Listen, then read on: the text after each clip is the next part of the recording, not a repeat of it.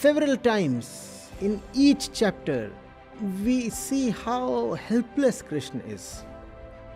We find weakness lording over strength exactly because it is weak.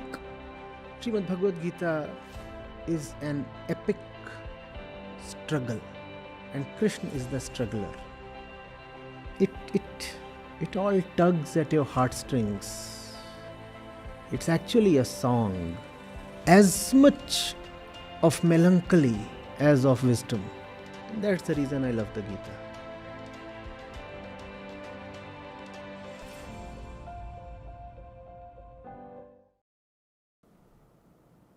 What does the body want? Attachment, possession. And when it cannot have what it wants, there is anger and jealousy and such things. And especially the woman's body has been raised or evolved in a way that there is a lot of insecurity. Because the historical, prakritic, natural role of the woman was to raise kids. And in the jungle, that's a very important role. In fact, that's the central role of one's life. We are talking of the woman. If you look at the jungle, the woman exists to be pregnant. The woman exists to breed. That's how it happens in the jungle, right? The woman does not exist to become an artist, a painter, a dancer, a scientist, an explorer, a thinker, a meditator. No. In the jungle, she exists just to survive and to give birth.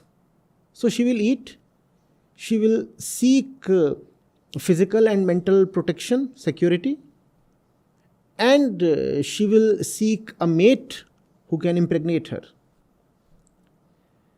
Now that is continuing even today. And if that continues, no empowerment makes any sense.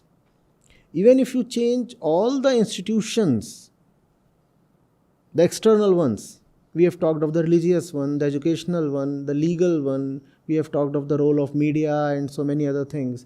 Even if you take care of all those institutions, the woman would still not be free. Even if you bestow all kind of powers on her, she would still either refuse to wield those powers or would misuse those powers.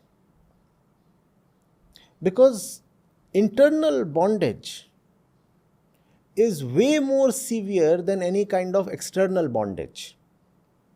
If you give her external freedom without caring for her internal freedom, external freedom will make very little difference. In fact, external freedom will become dangerous because it will create an illusion of freedom. She will think she is free, she will claim she is empowered, whereas she is as much in bondage as she always has been. And that's the case of a lot of so-called empowered women today. They say we are empowered, but internally they are still living in the jungle variety of bondage.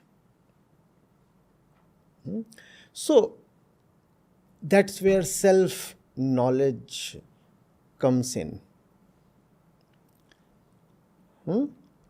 She needs to have self-knowledge. And that's where wisdom literature comes in. That is what is Atmagyan or spirituality. That's where Vedanta comes to the woman's rescue. Vedanta tells her, oh, come on, learn to keep the body aside. You're not the body. The body is at most a resource that you can use to attain some legitimate objective. But what is a legitimate objective? That has to be known by knowing yourself. When you know yourself, then you know what your goals must be. Right? So self-knowledge. You know yourself and then you know what your goals must be. And in the pursuit of those legitimate goals, you can use your body. That's fine. The body includes everything. It includes memory. It includes the wholeness of your brain, intellect, your power to argue, creativity, everything. And it includes your muscular strength. It includes everything that you are physically. Right? So you must know yourself, and then you can use the body for the right purpose.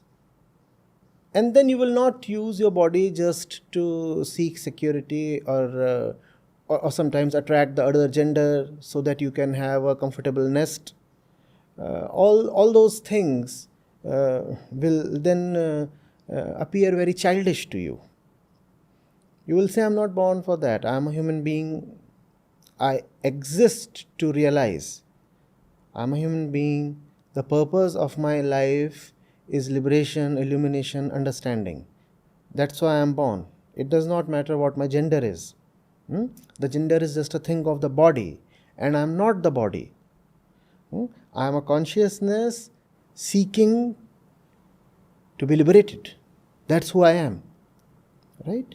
So these things, in my view, constitute the empowerment of women.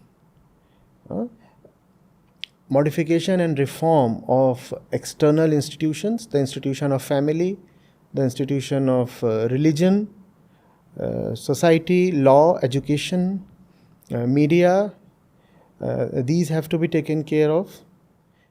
And more important than that, the woman has to have self-knowledge, and to that end you require specialized courses in schools and colleges.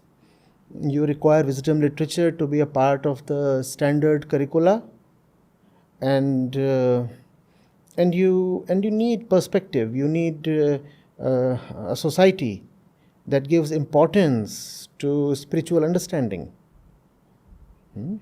So that's from my side.